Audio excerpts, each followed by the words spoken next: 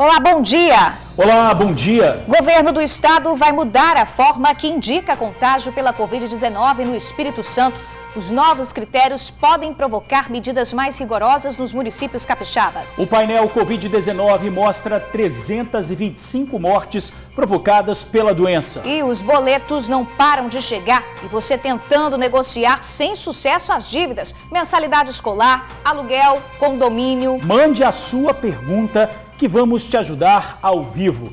No estúdio do TN, uma advogada especialista em direitos do consumidor. Bandidos entram em ônibus do Transcol, anunciam assalto e na fuga, um deles acabou morto. Não sabia que estava grávida, passou mal e nasceu uma menina saudável dentro de casa. A funcionária pública contou com a ajuda do marido. E se liga nas ofertas dos classificados do TN. E num trabalho de escola que terminou numa canção que fala de amor, solidariedade e esperança em tempos de pandemia.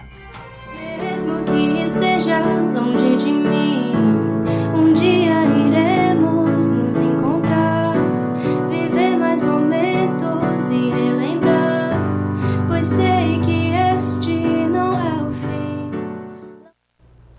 vem com a gente, o TN1 começa agora.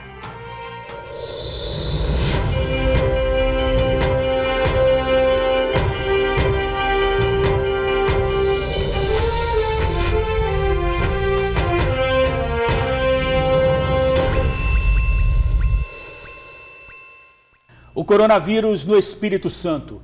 7.693 pessoas estão contaminadas. O número de mortos subiu para 325. E Vila Velha é o município com o maior número de casos. A preocupação do governo é com a grande ocupação dos leitos de UTI. Na Grande Vitória, cerca de 83% estão ocupados. A próxima ação será contratar 180 leitos de hospitais particulares. E o Ministério da Saúde liberou o uso da cloroquina para todos os pacientes com coronavírus. Também vamos falar sobre a mudança nos critérios de definir o risco de contágio pelo novo coronavírus. Isso pode fazer com que mais cidades adotem medidas mais duras no combate à pandemia, podendo decretar até o chamado lockdown, que é o isolamento compulsório da população, com fechamento de comércio, paralisação de ônibus e proibição de andar nas ruas. Bom, mas agora a gente vai falar de um esquema que foi descoberto pela Polícia Federal. É um esquema de fraude no recebimento do auxílio emergencial criado para ajudar a população durante essa crise econômica. Até essa, né? Não basta o atraso, não basta tudo isso. Absurdo. 2 homens clonavam cartões do benefício instalando um dispositivo em caixas eletrônicos. Eles foram presos em flagrante quando agiam em 2 agências da Caixa, em Vitória e em Vila Velha. A repórter Tainá Lopes conta todos os detalhes pra gente. Olá, Tainá, bom dia para você. Ei, Jorge, bom dia para você, para a Bruna, todos que nos acompanham aqui no TN. Exatamente isso, as agências que você citou, uma é localizada em Jucutuquara, Vitória, e a outra no Ibis, em Vila Velha. Esses equipamentos de clonagem foram instalados em máquinas de autoatendimento dessas 2 agências. De acordo com a Polícia Federal, esses 2 criminosos movimentaram pelo menos R$110 mil, que deveriam ser distribuídos a pessoas que realmente tinham necessidade desse benefício e eles desviaram esse dinheiro. Aqui comigo, ao vivo, Leonardo Rabelo, ele é chefe da Delegacia de Combate aos Crimes Fazendários da Polícia Federal. Delegado, muito obrigada pela sua participação. Como que vocês chegaram a essa investigação? Bom dia a todos. Um resultado positivo como esse não se chega se não houver uma coordenação de atores envolvidos a combater essa prática. Então, ficamos muito satisfeitos com os flagrantes que foram realizados ontem, porque eles são decorrentes de uma parceria da Coordenação Geral de Segurança da Caixa Econômica Federal com a nossa Coordenação Geral de Polícia Fazendária em Brasília, onde foi possível ter informações em tempo real de saques fraudulentos que estejam acontecendo em agências, em unidades da Federação. Aqui no Espírito Santo nós recebemos essas informações praticamente em tempo real Isso nos subsidiou a fazer a investigação com o resultado das prisões. Agora, o que o senhor relatou para mim é que esses dois criminosos utilizavam equipamentos aqui do Espírito Santo para fazer essas clonagens, mas saques eram realizados em outros estados. Exatamente, a gente tem que ressaltar que nós estamos diante de um grupo especializado nesse tipo de prática. Um deles tem 2 mandatos de prisão abertos por esses crimes. O outro, embora não tenha mandado de prisão, já também praticou essa conduta, tendo sido preso há algum tempo atrás. E eles não são aqui do Espírito Santo. São grupos que atuam migrando para vários outros estados. E os saques, em seu maior volume, acontece em outro estado da federação, diferente daquele que os cartões estão sendo clonados, para tentar inviabilizar a ação da polícia. Agora, só para quem está em casa entender como é que é o processo de clonagem. Existe ali um equipamento, né, que clona esse cartão e outro que filma os dados pessoais para ter acesso a essa conta. Como que esse equipamento funciona? Exatamente. Essa é uma prática conhecida como streaming, né? Vulgarmente chamado de chupa-cabra. Esses dispositivos são maliciosos, são instalados nas máquinas de ATM das agências com uma câmera, onde possa haver uma leitura do cartão quando a vítima utiliza essa máquina, e depois, de posse novamente desse dispositivo, eles possam estar então clonando os cartões e realizando os saques fraudulentos. Esses criminosos estão presos, vão responder por esses crimes, mas as investigações continuam, né, delegado? Não tenha dúvida, a investigação continua. Nós apreendemos equipamentos de prova importantes ontem, né, nesses flagrantes, e agora haverá perícia, haverá uma análise de todos os dados que vão ser obtidos nesse equipamento malicioso, e dependendo das informações que tivermos, iremos identificar provavelmente outros atores para que possamos expandir o trabalho. A gente está falando, para você que está em casa compreender, de um desvio aí de R$110 mil em saques ilegais, mas isso foi diante da primeira parcela.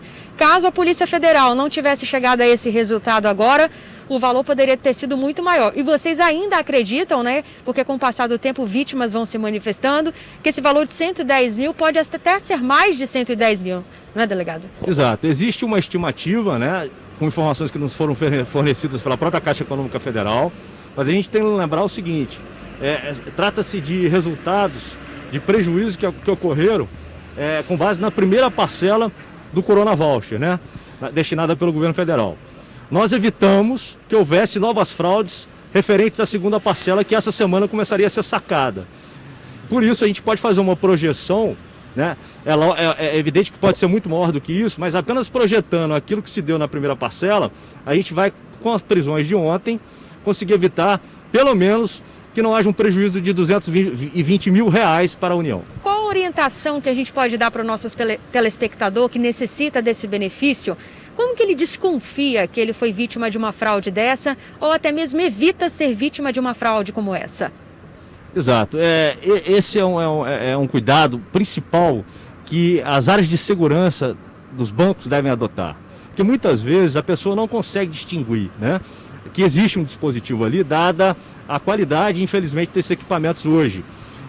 A grande orientação, na verdade, de fato, para áreas de segurança das agências que redobrem, né, os cuidados para que possam detectar a existência desses equipamentos, inibindo novas práticas. Agora, o que chama a minha atenção em particular, delegado, é porque a gente já fez várias matérias sobre a instalação desse dispositivo e, apesar de rápido, né, de ser uma instalação rápida, é possível verificar que ele está sendo instalado pela câmera de um banco. Existe a possibilidade de algum envolvimento por parte de funcionário de banco? Isso vai ser investigado?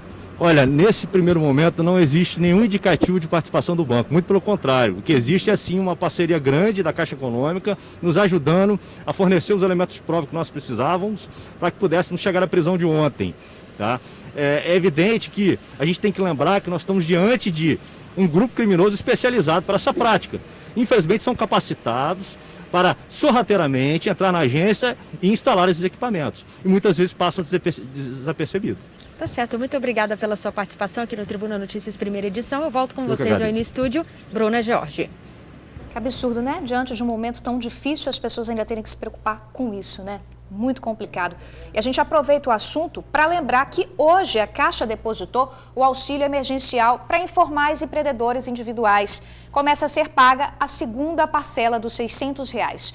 O pagamento é feito de acordo com o calendário publicado na última sexta-feira, com base na data de aniversário dos beneficiários.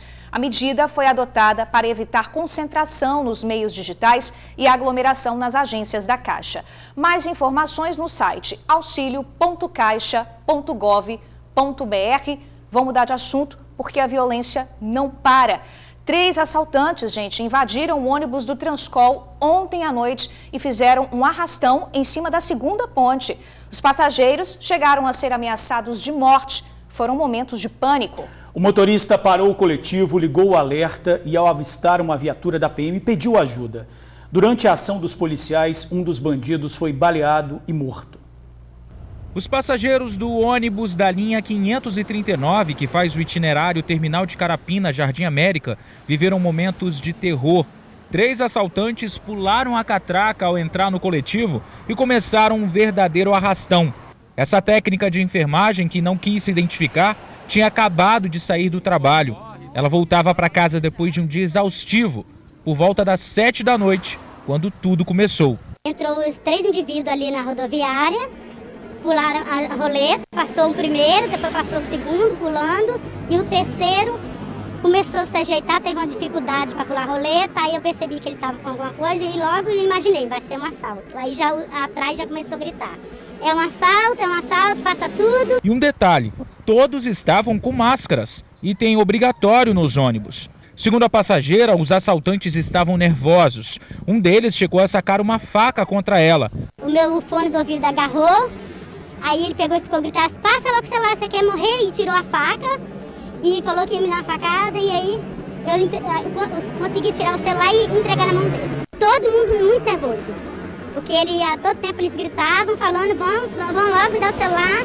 Enquanto os passageiros eram assaltados aqui dentro do ônibus, o motorista, em vez de descer para Cariacica, ele encostou o veículo aqui na ponte e ligou o pisca-alerta. Aí uma viatura que vinha no sentido contrário, no sentido Vila Velha a Vitória, percebeu que tinha alguma coisa errada. Afinal de contas, não é todo dia que um ônibus para na segunda ponte e ainda por cima liga o pisca-alerta. Foi aí então que a PM percebeu do que se tratava e agiu. Ele já estava botando muito terror, né? Ele pediu para me parar o ônibus na descida da ponte. Mas aí quando a viatura parou, aí o terror foi tenso. Aí pediu e abriu a porta e vou matar vocês, e você parou a viatura. Mas aí os policiais pediu para eles deitarem no chão, não obedeceu a ordem deles. 2 pularam a ponte sentido rodoviária de volta. E um levou a mão na cintura, onde o policial efetuou os disparos, porque ele não obedeceu, e assim ele veio à morte. A equipe do SAMU ainda esteve aqui na segunda ponte para tentar fazer o socorro, mas o assaltante não resistiu aos ferimentos. O corpo do assaltante, com uma faca na cintura, ficou caído próximo ao canteiro central. Depois do acontecido, parte da pista teve que ser isolada para o trabalho da perícia. No trecho, somente uma faixa ficou liberada. O trânsito chegou a ficar complicado para quem acessava a ponte. A técnica de enfermagem agora está com medo de quando precisar pegar um ônibus para ir trabalhar. É uma situação complicada, porque a gente já está vindo de um plantão, a gente está perdendo vida no hospital por essa doença, desse vírus, e aí já chega dando um ônibus cansado, vindo de um plantão, e acontece um assalto da forma que foi, né?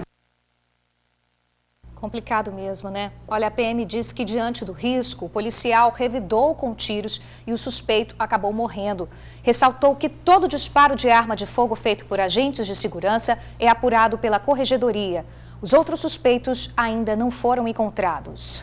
O coronavírus no Espírito Santo. Já são 325 mortes e quase 7.700 contaminados. Com pouco mais de 83% dos leitos de UTI ocupados na Grande Vitória, a Secretaria Estadual de Saúde segue buscando saídas para evitar o colapso. E o Ministério da Saúde liberou o uso da cloroquina para todos os pacientes com coronavírus. Vamos ver o que a Secretaria tem a dizer sobre esse assunto.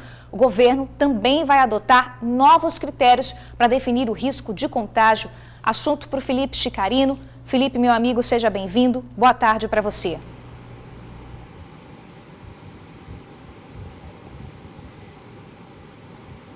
Olá, Bruna, boa tarde para você, boa tarde, George, boa tarde a todos que nos acompanham, muito obrigado pela sua audiência. E além de tudo isso que você falou, Bruna, ontem, infelizmente, o Espírito Santo bateu o recorde em número de mortes. Só ontem foram 23 capixabas que perderam a luta contra a Covid-19, praticamente um a cada hora. Então, em nome de toda a Rede Tribuna, eu desejo aos familiares os nossos pêsames e desejo também muita força. Os próximos dias não serão fáceis também. É o que confirma o subsecretário em Vigilância e Saúde, o Reblin, que está aqui do meu lado. Dias difíceis virão pela frente, Reblin. Boa tarde. Boa tarde, né? A gente faz coro aqui às suas palavras, né? Não são apenas números. Nunca podem 325 pessoas já falecidas aqui. Não são apenas números, são famílias que perderam um parente, amigos que perderam seus amigos. Enfim, então é sempre bom a gente, quando faz referência ao número de pessoas que já perderam a vida, que a gente possa lembrar que tem um sofrimento de alguém que perdeu um ente querido. E, de fato, as nossas expectativas são, infelizmente, ainda de aumentar esses óbitos entre nós.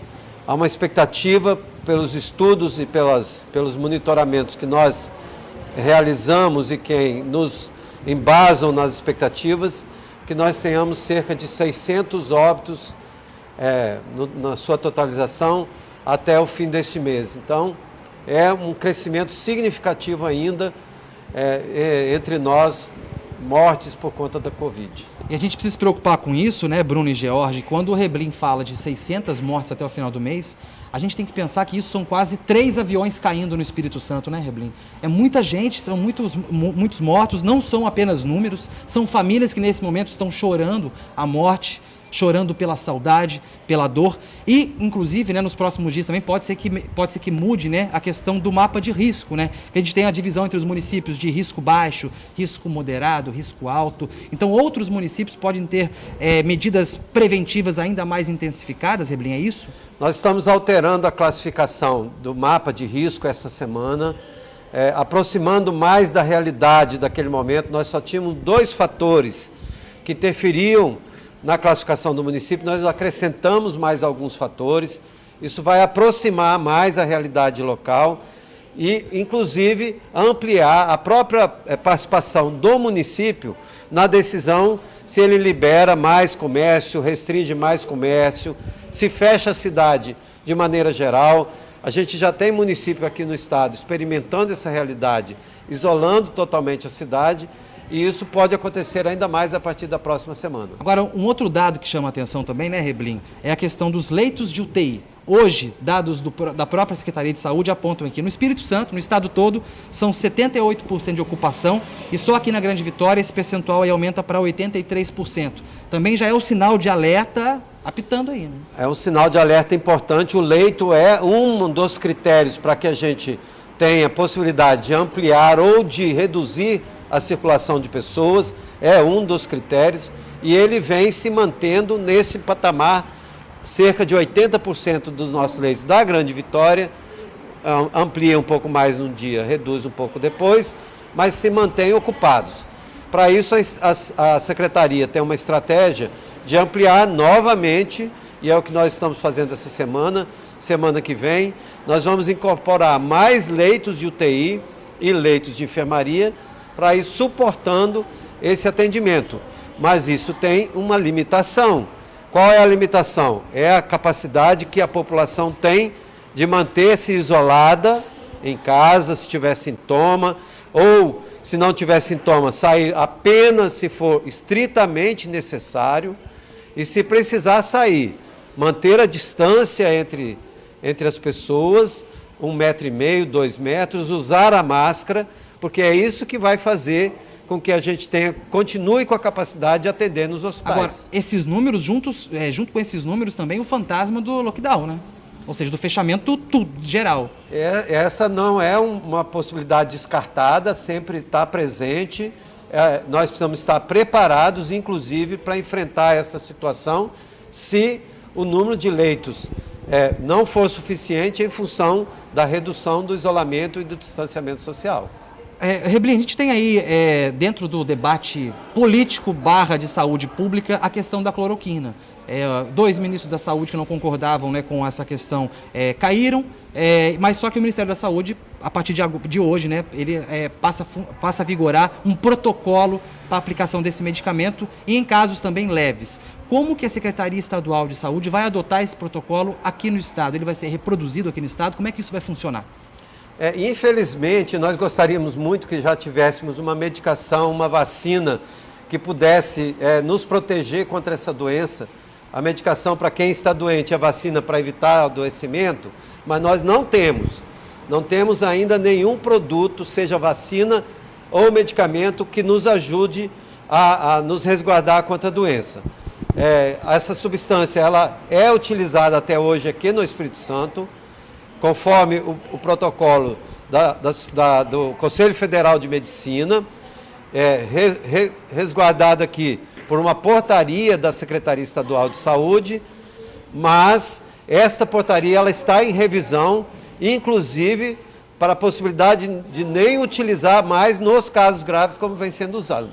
Então, a Secretaria se baseia em conhecimento científico, comprovadamente eficiente, eficaz, para indicar o tratamento dessa ou de qualquer outra doença. Nós não vamos utilizar interesses ou vontades apenas numa vontade sem comprovação científica para colocar a população em ainda maior risco. Muito obrigado, Reblin, pelas informações. Alguma coisa que você queira colocar? E a gente está aberto aí para novos dados. Veja bem, muitos perguntam, muitos querem saber quando vai passar a epidemia.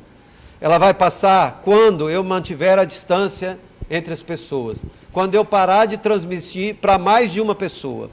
Quando eu transmitir para menos de uma pessoa, aí a epidemia vai passar. Mas para isso eu preciso ficar distante, para isso eu preciso ficar em casa. Então, para ajudar a pandemia a passar, por favor, mantenha a distância, permaneça em casa. Muito obrigado, Reblin, pela entrevista. A todos foram 3.209 curados, né, combatentes que conseguiram vencer até agora a Covid-19. Para aqueles 325 capixabas que infelizmente não conseguiram, meus pêsames e muita força para a família, para as famílias. Bruna, George, eu volto com vocês ao estúdio. Coragem!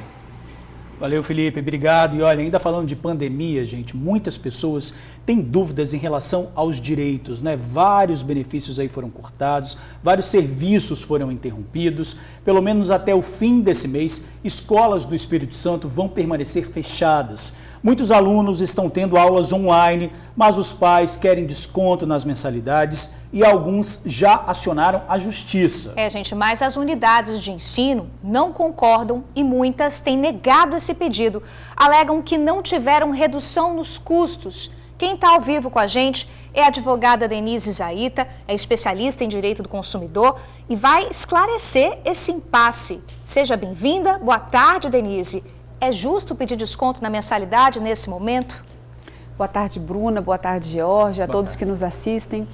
Veja, é justo porque nós tivemos uma mudança muito grande nas relações de consumo. A gente está falando de educação, de escolas, mas as mudanças foram as mais variadas, né? Se a gente for elencar aqui, todas as áreas, todos os serviços tiveram alteração. E com as escolas particulares não foi diferente. A gente sabe que grande parte das escolas de educação infantil, fundamental e médio estão fornecendo aulas online, estão ministrando aulas online. Infantil um pouco menos, né, de acordo com as suas especificidades. Mas mesmo assim, o que falta, Bruna? Falta transparência. Se houve ou se não houve redução de seus custos, isso deve ser evidenciado aos pais, através do fornecimento de planilha de custos. E o que a gente tem percebido é que as escolas estão negando o fornecimento dessas planilhas. Inclusive, Denise, desculpa, Jorge, tem um projeto de lei que já está tramitando na Assembleia Legislativa. Eu queria que você esclarecesse que projeto é esse, o que prevê e em que pé está essa situação. Perfeito. Esse projeto está bem avançado, ele já passou por diversas comissões, passou da Comissão de Saúde, está na Comissão de Defesa do Consumidor e deve ir até a Comissão de Constituição e Justiça, porque foram apresentadas algumas emendas. O que diz esse projeto? Ele parte de um desconto mínimo de 30% na redução de mensalidades escolares. Uma vez sendo aprovado, a gente espera que seja até a próxima semana, todos os pais que têm filhos matriculados em escolas particulares vão poder gozar desse desconto a partir de 20 de março, né? Quando completa 30 dias, no caso 20 de abril, mesmo que retroativo. As escolas que já forneceram esse desconto, algumas forneceram descontos até maiores, ou descontos intermediários, vão sentar para negociar. Aquelas que se mostraram intransigentes e não forneceram desconto nenhum, devem oferecer o desconto retroativo. Só relembrando, não é lei, é um projeto de lei que deve ir para votação no plenário na próxima semana e a gente deve aguardar. Mas em relação, por exemplo, os pais que não querem pagar, eles podem suspender os filhos das escolas nesse momento e não pagar a mensalidade, por exemplo? Podem Veja fazer bem, essa suspensão? no caso da educação infantil, isso tem sido assim muito comum. E, de fato, não tem acontecido tanto no ensino fundamental, porque há necessidade, quando terminar o período da pandemia, que se retorne às aulas. Então, os pais têm feito, assim, todos os esforços possíveis para manter os filhos, os adolescentes, as crianças na escola. Mas a gente também deve ressaltar um ponto, George e Bruna, eu quero ressaltar isso assim com muita veemência. Nós não estamos aqui incentivando a inadimplência, mas aquele pai que de fato não tiver nenhuma condição de fazer os pagamentos agora ou quando retorne aí o ano letivo, ele está amparado pela Lei Federal 9.870. O que nos diz essa lei? A lei nos diz que, mesmo em situação de inadimplência, não podem ser negadas provas, histórico e transferência escolar. Então, para aquele pai que está nos assistindo, está numa condição de desespero, a gente precisa tranquilizá-lo, porque a lei, não é uma lei nova, é uma lei de 1999, já o ampara.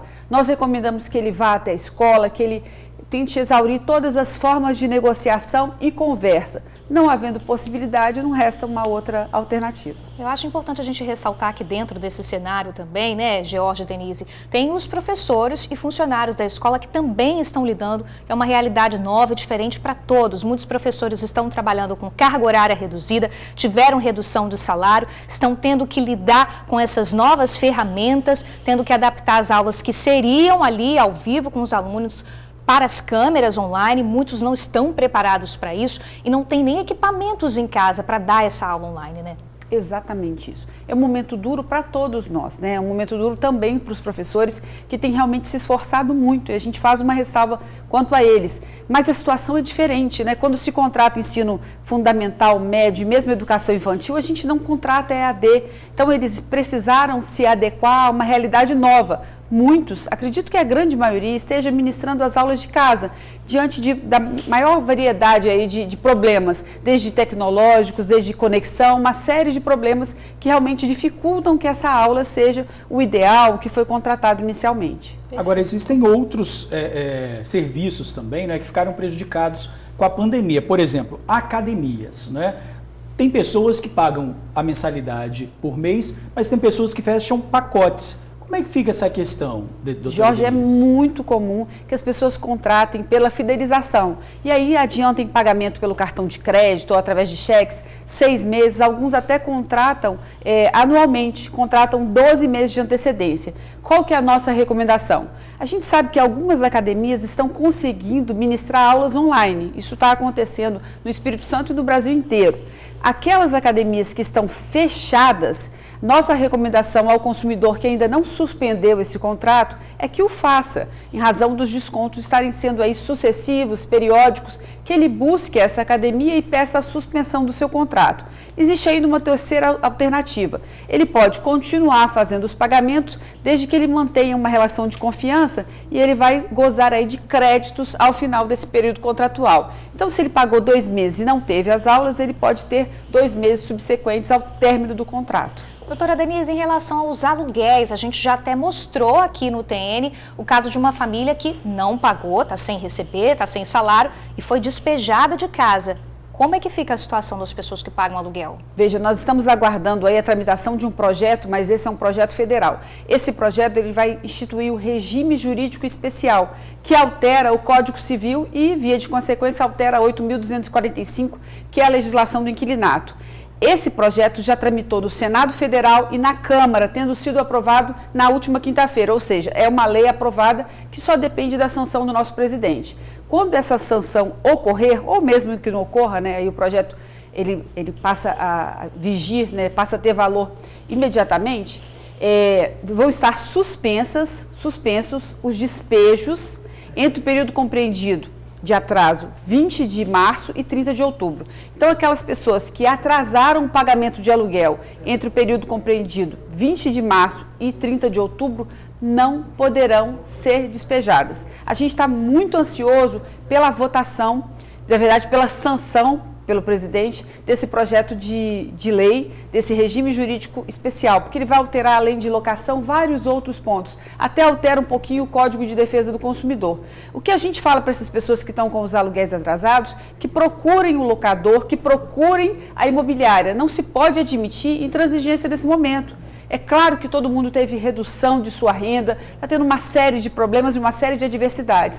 Então, eu penso que despejo, nesse momento, não se pode conversar sobre isso, independente da tramitação desse projeto de lei que eu citei. Doutora Denise, tem uma pergunta aqui que chegou agora pelo WhatsApp, né, que tem a ver com educação, mas que abarca aí muita gente. A gente falou de educação, de pessoas que estudam em sala de aula com professores, mas tem aqui, ó, e creche particular, pode ficar sem pagar? Não tem como ter aula pela internet. Grande parte dos contratos com as creches particulares de criança muito pequena já foram rescindidos, já foram suspensos. Jorge, de fato, o que a gente recomenda a esses pais é que busquem as instituições.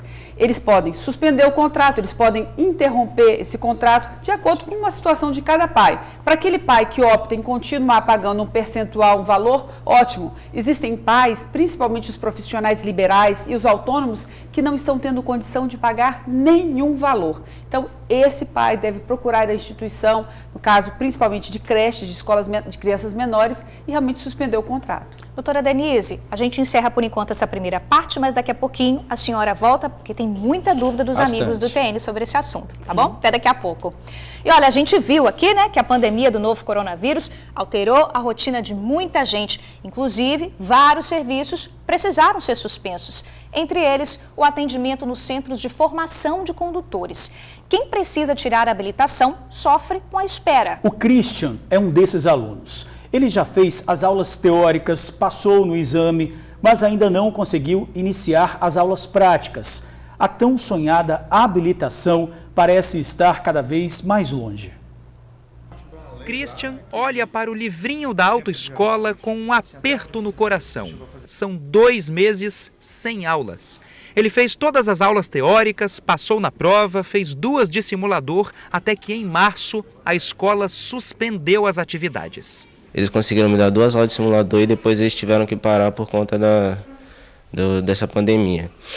E se fosse contar pelo calendário, eu já teria terminado, né, na semana passada, no dia 12. O pai também compartilha dessa frustração. Ele é cadeirante. Somente a esposa, por enquanto, dirige o carro da família. Se o filho dirigisse, seria uma ajuda e tanto. Conseguimos comprar esse carrinho com muita dificuldade.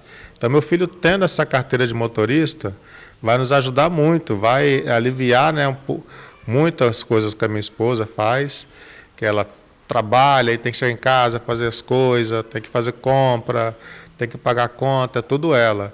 Daí surge uma pergunta: quando a autoescola vai voltar, hein? Nem mesmo eles sabem dizer. Não consegui saber como é que vai ser, quando vai voltar, a gente liga para a autoescola. Nunca tem uma informação concreta de quando vai voltar.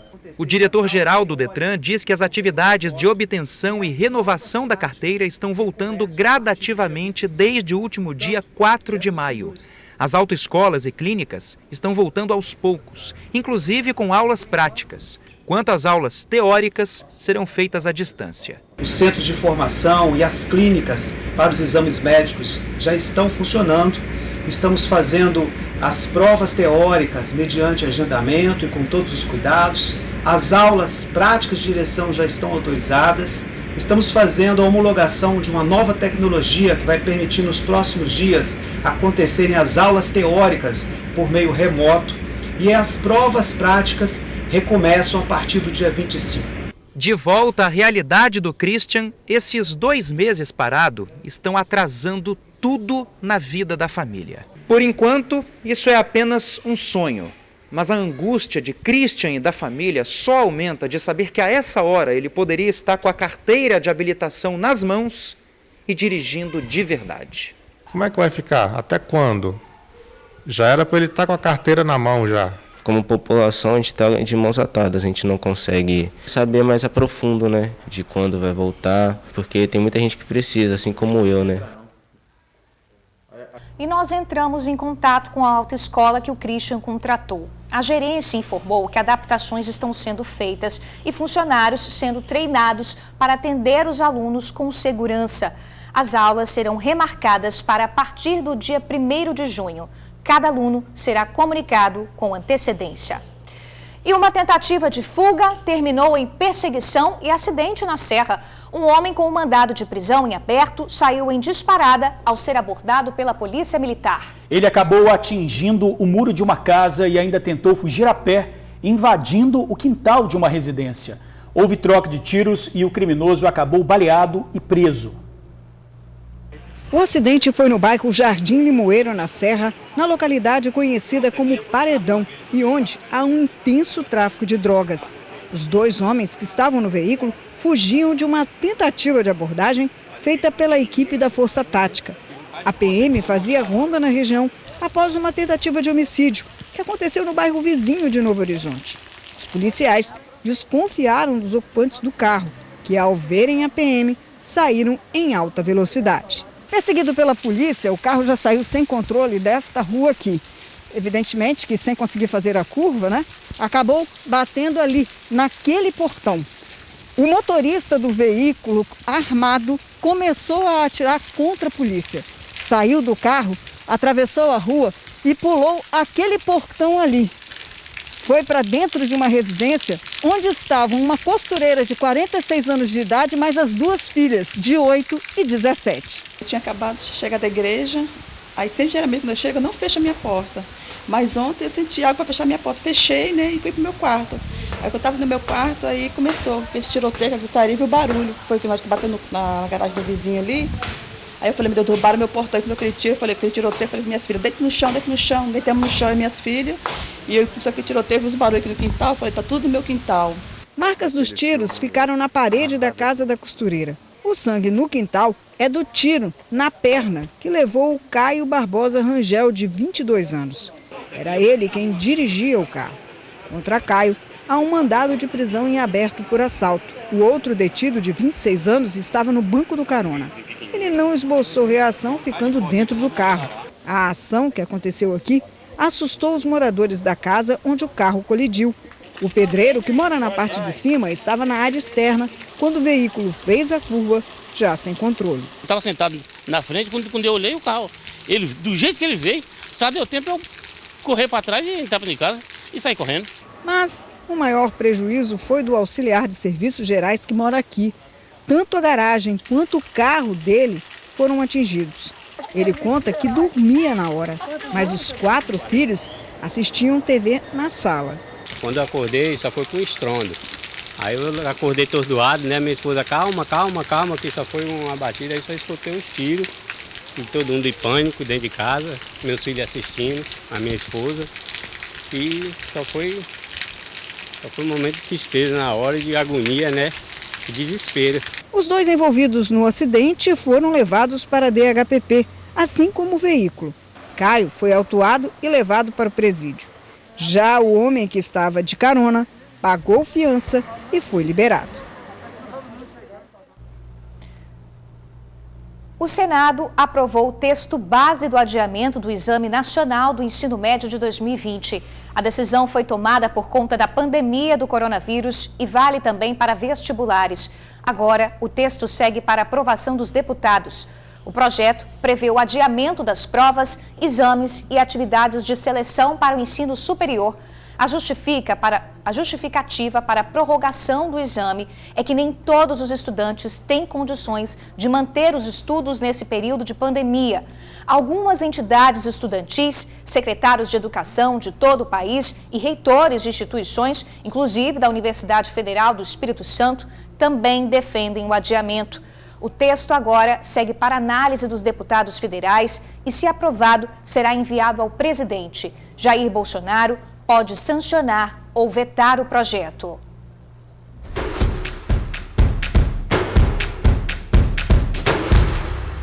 Oi, gente, boa tarde. Meu nome é Tatiana Carla, venho aqui divulgar o meu trabalho. Sou revendedora da Natura, Avon, vendo também lindos arcos, laço e pulseiras infantil. Meu telefone de contato é 996-02-8727. Desde já fico agradecida pela oportunidade. Você viu ali que faltou uma coisa no anúncio, né? O quê? Avon, Natura, faltou Jequiti. Ah, é verdade. Aí eu liguei pra Tatiana, mas ela falou assim, eu esqueci de falar da Jequiti. Mas a gente mas fala. Ela vende Jequiti. Não, ela vende Jequiti também. Vende Jequiti. Aí ela falou que gravou 10 vídeos. Eu falei, como que você esquece Jequiti em 10 vídeos? Logo do nosso patrão, Logo né? do nosso Bruno? patrão, mas Pode. a gente fala, tá falado. A gente fala, tem tá Jequiti falado. também. Nosso perfume tá lá também. Cheirosíssimos, inclusive. Então, vamos ligar para ela, né? Pra gente ligar garantir pra ela. todo mundo ficar perfumado. Anota aí. É o 99602-8727. 99602-8727. E tem mais, vamos ver. Vamos lá.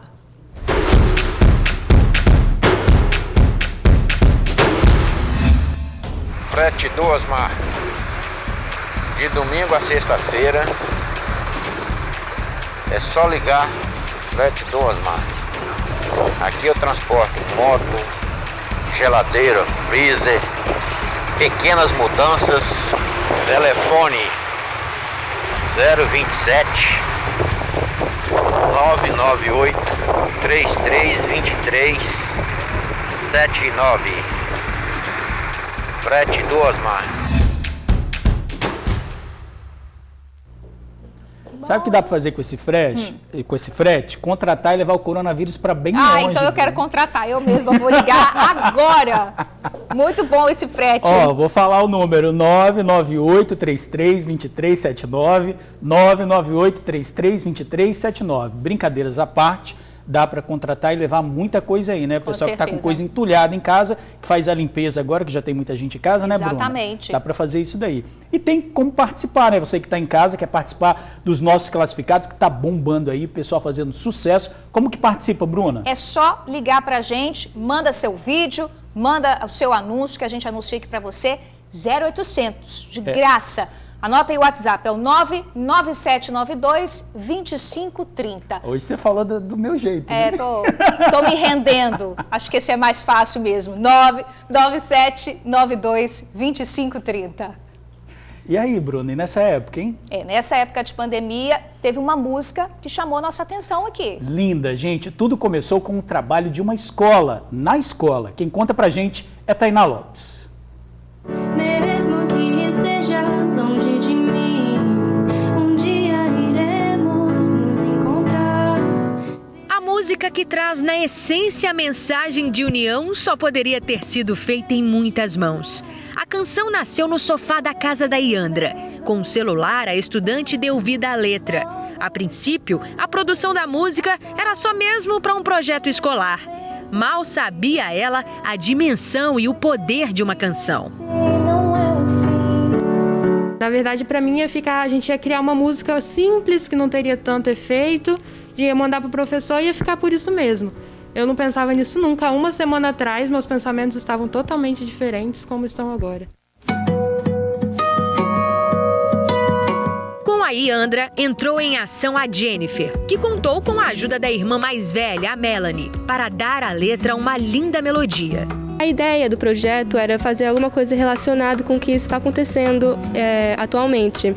E aí, eu sempre gostei de fazer música com minha irmã e a gente teve essa ideia de criar uma música relacionada a isso tudo. Eu sempre gostei de compor música com minha irmã e a gente sentou para criar essa melodia pensando no sentimento que as pessoas estavam passando na quarentena.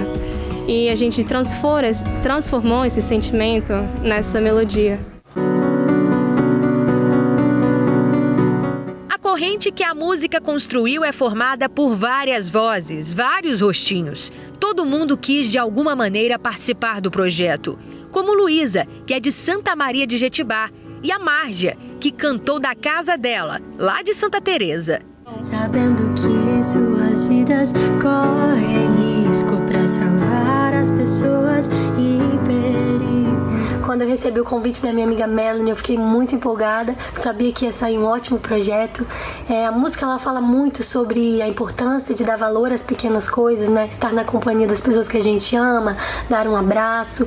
E foi uma experiência renovadora para mim, eu fiquei extremamente grata.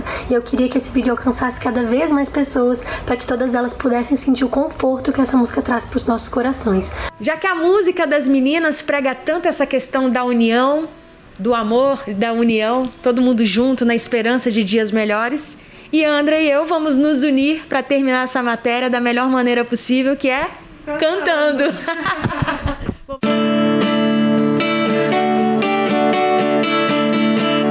Mesmo que esteja longe de mim, um dia iremos nos encontrar, viver mais momentos e relembrar, pois sei que este não é o fim. Não deixe o medo te assustar, logo isso tudo irá passar. Viver mais momentos e relembrar, pois sei que este não é o fim. Não é o fim.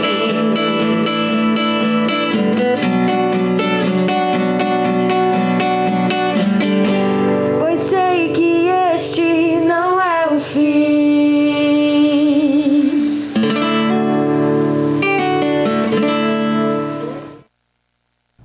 Ó, fiquei arrepiada. Lindíssimas as meninas cantando, com participação da Tainá também.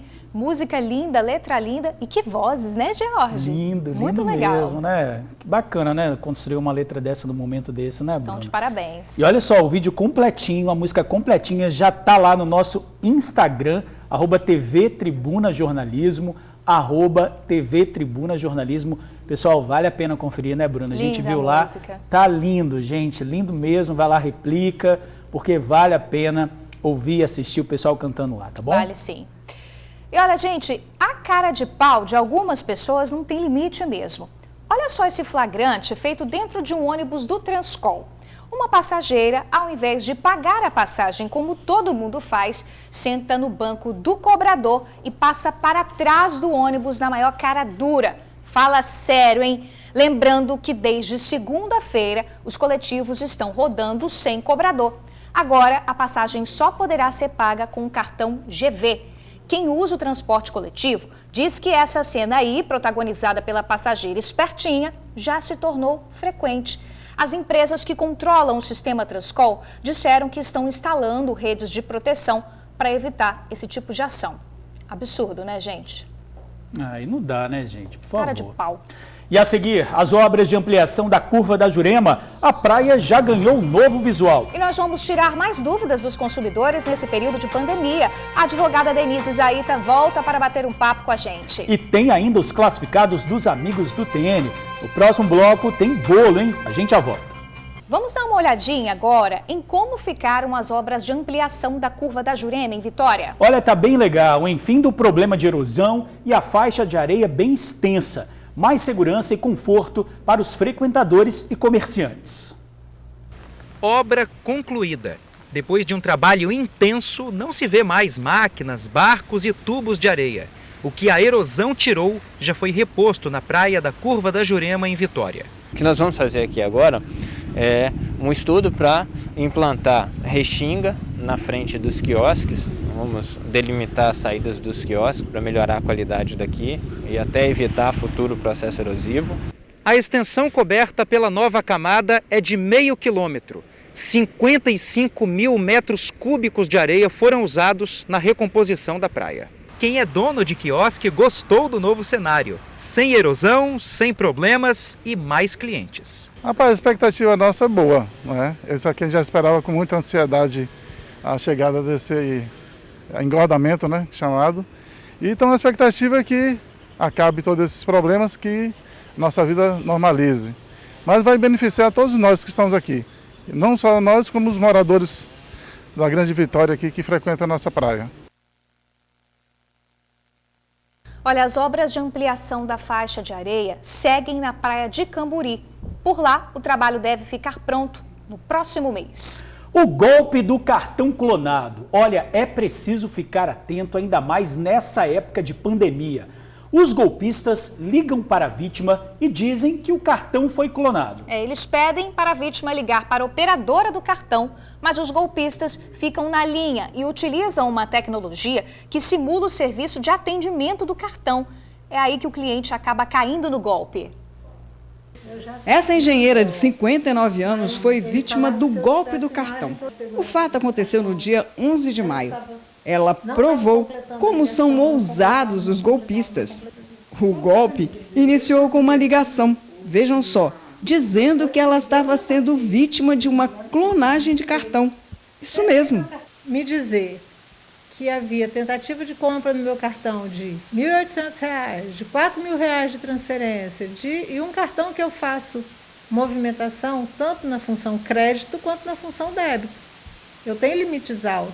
Mesmo a vítima sabendo que toda a movimentação do cartão, ela recebe uma informação aqui no aparelho celular por mensagem, ela acabou não desconfiando.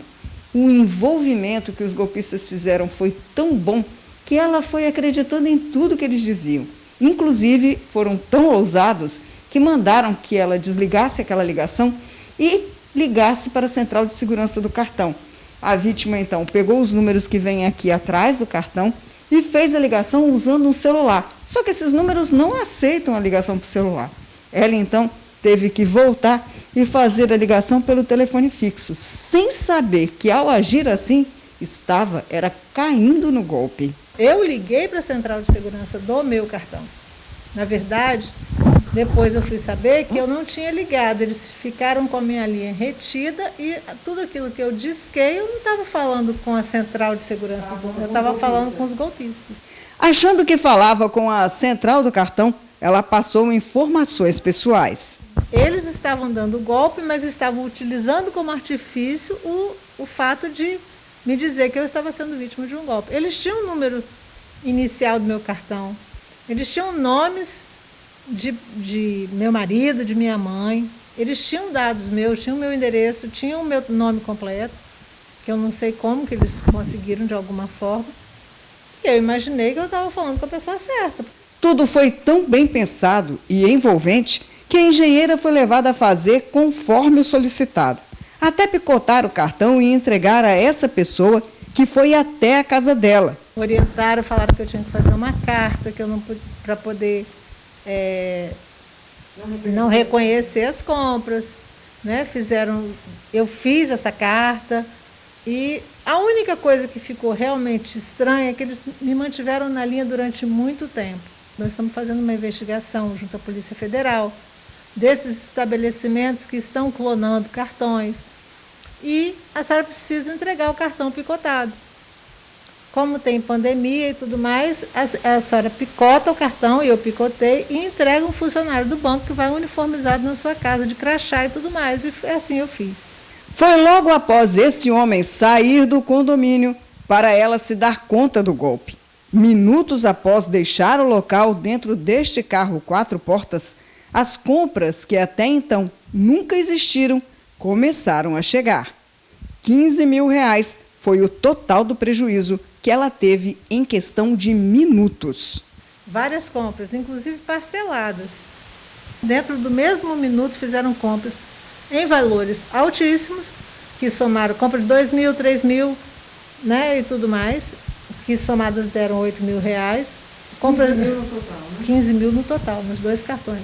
A vítima deixa um recado para evitar que outras pessoas caiam no mesmo golpe. Não acreditar em todo mundo que te liga, porque infelizmente tem gente que não se aproveita da sua inocência, da ingenuidade ou da sua bondade, né? Porque a gente não malda nada na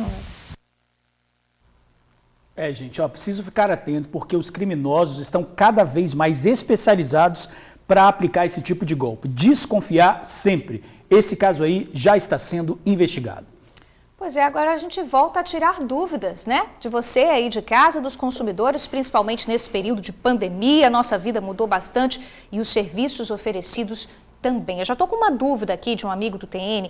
Ele fez o contrato de um curso técnico presencial e ele quer saber, doutora Denise, se ele pode receber desconto nas mensalidades desse curso, uma vez que ele fechou o contrato para o curso presencial. Curso técnico é difícil, né, nesse modo EAD, e aí ele pode ter desconto ou não? Sim, exatamente. Todos aqueles contratos que foram firmados e cujo objeto do contrato era a contratação presencial tiveram prejuízo. Não é diferente aí para os cursos técnicos. Nossa orientação é que ele, de fato, busque a instituição e solicite esses descontos. A gente tenta suspender o contrato só em último caso. É claro que ele quer concluir esse curso técnico, é claro que ele com certeza quer entrar no mercado de trabalho. Deixa eu te interromper só um pouquinho, doutora Denise. Te dar um microfone para o pessoal de casa entender melhor o que a senhora está falando. Pode continuar. Não. Como eu havia falado, todos os contratos cujo objeto da contratação eram as aulas presenciais tiveram prejuízo aí com a suspensão dessas aulas. Então, nossa orientação para ele, curso técnico, curso livre, e aí a gente lembra do inglês, lembra do balé, lembra de tantas outras disciplinas, tantas outras aulas que são dadas aí pelos cursos livres, deve procurar a instituição e pode ou suspender esse contrato, suspender a contratação pelo período da pandemia, ou pode continuar com essas aulas online, essas aulas EAD, solicitando aí um desconto. Doutora Denise, uma pergunta aqui que tem muita gente passando por essa situação. Como a gente faz para pagar o cartão de crédito se perdi a minha renda? Sou autônoma e a instituição está me cobrando falando que vai negativar o meu nome.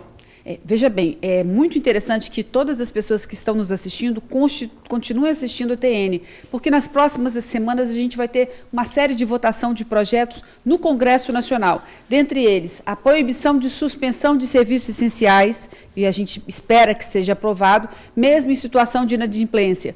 Também esse projeto do regime jurídico especial deve ser votado nos próximos dias. Então, a gente pede que todos assistam.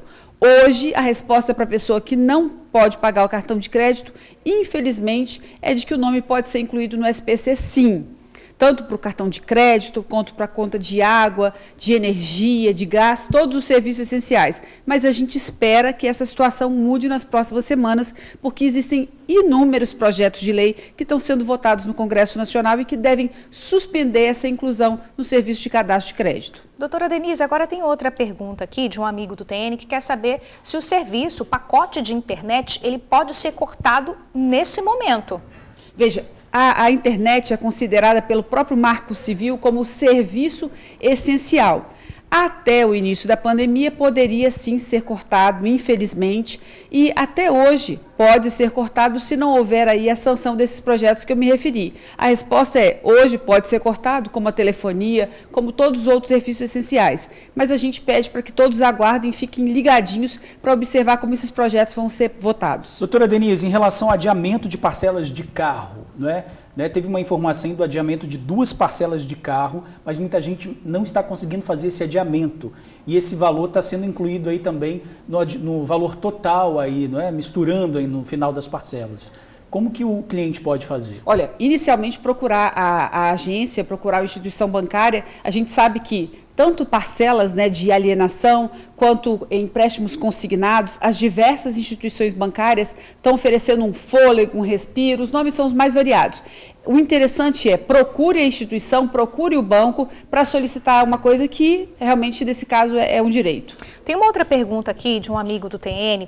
Ele está dizendo que ele fez o pagamento de um curso à vista, que esse curso ele terminaria só em julho, só que ele não vai conseguir concluir esse curso, ele vai precisar ir embora. Ele vai ter direito a receber o valor que ele já pagou dessas mensalidades? Bruna, no caso do curso, sim, ele tem direito a receber na integralidade o curso que ele contratou. E é interessante que a gente lembre, né, você fez essa pergunta, eu vou lembrar de outras situações. O mesmo não se aplica a passagens aéreas, o mesmo não se aplica a eventos, o mesmo não se aplica também a festas que foram contratadas. Nessas outras hipóteses que eu me referi, é necessário que seja feito um acordo, e a gente está aproveitando aí a audiência do programa, é necessário que se procure, que se faça um acordo em razão de um projeto de lei que já foi aprovado e que permite que a restituição ocorra em até 12 meses. Mas na hipótese do curso que ele contratou, ele tem direito a ser ressarcido na integralidade, e a dica que a gente dá, procure imediatamente, porque se há uma viagem prevista, ele deve realmente adiantar aí a vida dele. Doutora Denise, tem gente perguntando aqui, na internet estão oferecendo muitos pacotes promocionais principalmente de viagens daqui para frente, né, com preços bem tentadores. Né? É vantagem comprar esses pacotes, né? E quais são os cuidados que as pessoas devem tomar na hora dessa compra? Nós temos dois grupos de pessoas. Um grupo de pessoas que realmente está ousando, fazendo essas compras. Os descontos são tentadores, são superiores a 50% em grande parte das vezes. E nós temos um grupo de pessoas que está um pouco mais reticente. Jorge, Bruna, eu não sei quanto tempo, ninguém sabe quanto tempo vai durar essa pandemia e eu não sei como ficará a saúde financeira das empresas. Veja bem, as companhias aéreas estão trabalhando com menos de 10% dos voos anteriores, ou seja, menos de 10% da sua capacidade. Como essas companhias aéreas estarão ao final da pandemia? Claro que eu espero que uma saúde financeira intacta ou boa. Como as agências de viagens estarão, como os hotéis estarão. Então, é possível, a gente não quer criar pânico, mas é possível que elas não tenham condição de honrar as vendas que estão sendo feitas agora. Isso está ligado a uma série de fatores, uma série de situações que a gente não pode responder. O tempo da pandemia, a situação das empresas. Pode ser que esse consumidor que hoje está aproveitando e tendo um lucro nessa contratação, sequer possa exigir quando for o momento dessa viagem. Nosso tempo está finalizando, infelizmente, são muitas dúvidas, mas eu acho que diante de tudo isso que a senhora falou, né, doutora Denise, o importante é a gente buscar o diálogo, os consumidores, com quem contratou o serviço e buscar a renegociação. Sem dúvida. Olha, eu quero agradecer muito a oportunidade que vocês me deram de conversar sobre temas que são de interesse público e, se vocês me permitirem, eu gostaria de deixar o meu Instagram. Claro. Denise com Z, _ Isaíta também com Z. Okay. Qualquer dúvida que ficar, a gente fica à disposição para tirá-la no Instagram. Ok, Perfeito. Doutora Denise. Muito obrigado pelas informações e já tem um convite aqui para os próximos dias aí estar presente aqui, tá muito bom? Muito obrigada. Com certeza. Tchau, tchau, doutora Denise. Obrigado. E olha, nós vamos contar agora a história do Patrick. Ele é motoboy e trabalha para ajudar a família, mas teve a moto roubada enquanto fazia uma entrega em Vila Velha. Agora, em meio à pandemia do coronavírus, o jovem está sem fonte de renda e está fazendo o que pode para colocar alimento em casa. O cartaz escrito à mão é um pedido desesperado de ajuda para encontrar uma moto roubada. Além de dar as características do veículo, a vítima ainda fez um apelo. Trabalhei tanto para comprar ela, agora nem sei o que fazer da minha vida. Encontramos o dono da moto, é o Patrick. Ele tem 19 anos e mora nesta casa com a mãe, no bairro Nova Brasília, em Cariacica. Ele e a mãe dividem as contas da casa, no lugar onde guardava a moto. Hoje, tem só a caixa de entrega, vazia. Eu estava lá em Vale Encantado, aí eu fui entregar um lanche, deixei a moto na rua. Aí depois, quando eu fui voltar para pegar ela, tinha um cara mexendo com a chave. Eu nem me dei conta que era a minha moto. Depois eu forrei um negócio na rua, fiquei deitado, fiquei pensando, chorei. O Patrick usava a moto para trabalhar com aplicativos de entregas. Ele juntou o dinheiro trabalhando em um supermercado da região e, enfim, conseguiu comprar a moto há 2 meses. A situação da família tinha melhorado muito. Os pedidos aumentaram com a pandemia. Tava bem, tava indo muito bem. Tava indo entrega toda hora. Antes não era assim, era muito ruim. O furto da moto aconteceu há 12 dias. Desde então, o Patrick vem buscando outras formas de conseguir fonte de renda. Ele pegou alguns aparelhos de som antigos em casa e está reformando para vender. Além disso, começou a catar latinha. Tudo é reciclagem, tudo dá para reutilizar. Coisa que a pessoa joga no lixo, em vez de poluir o negócio, eu vou lá, pego, cato e transformo em coisa melhor, para poder usar no dia a dia também. A esperança do Patrick é que com os cartazes que ele espalhou pela vizinhança, alguém encontre a moto. Eu queria a minha moto de volta para poder voltar a trabalhar. A moto é uma Shinerai modelo XY50 que não tem placa. Quem tiver qualquer informação deve ligar para a polícia pelo 190 ou 181. Quarta-feira de tempo bem estranho na Grande Vitória, né? A manhã de hoje foi de chuva. Nessas imagens, o Mestre Álvaro na Serra ficou um pouco encoberto, o famoso chapeuzinho aí do Mestre Álvaro. Quase não foi possível vê-lo, né? Mas não demorou muito tempo e abriu. Olha só, agora a gente vai fazer um passeio por Vitória. Dá só uma olhada em como é que está a ponte de Camburi nesse momento. O sol, gente, já está aparecendo ali bem tímido, mas segundo a previsão do tempo, a tarde de hoje deve ser de tempo aberto. E para encerrar o nosso passeio por câmeras, vamos ver como está a Reta da Penha. Agora sim, Reta da Penha, um pouco movimentado o trânsito na Reta da Penha, pessoal, mas sem nenhuma retenção. E agora eu quero falar de uma coisa boa para todo mundo que está em casa. É o TeleSUS. O Ministério da Saúde quer saber como você está. Por isso, lançou o TeleSUS para você poder se consultar sem sair de casa. Ele ajuda no diagnóstico do coronavírus e também orienta na sua prevenção. Você pode acessar o TeleSUS baixando o aplicativo Coronavírus-SUS. Tem também o chat online que você acessa aqui, saude.gov.br/coronavírus. Mas se preferir, o WhatsApp, adicione 61 9938 0031 ou ligue de graça para o Disque Saúde no 136. E o Disque Saúde também pode entrar em contato com você. Atenção, somente o número do Disque Saúde 136 e suas variações 0136 e 00136 aparecerão na sua tela.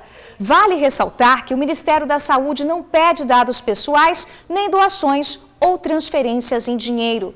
TeleSUS, consulta sem sair de casa. Vamos às manchetes do jornal A Tribuna desta quarta-feira, 20 de maio. 15 mil empresas sem ajuda para pagar salários prevêem demissões. Na foto principal, nova curva da Jurema com 40 metros de areia. Senado aprova adiamento do Enem e de vestibulares. Assaltante é atropelado após crime e apanha de moradores em Vila Velha. 10 chás que ajudam a melhorar a imunidade. Seleção em prefeituras com salários de até R$10 mil. Você vai ver ainda em destaque no jornal A Tribuna de hoje. No AT2, música e humor com Tiago Abravanel. Ex-morador de rua transforma o visual de mulheres. E bancos estudam devolver parcelas quitadas do imóvel.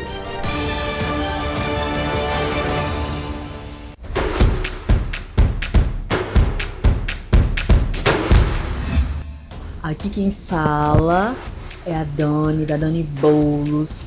Eu sou moradora da Serra, do bairro Fio Rosa. Eu trabalho vendendo bolos de pote, Cop Sunday, brownies. E o meu número para contato é 9946-9034. O meu Insta é @DaniBolos_. Tchau, tchau.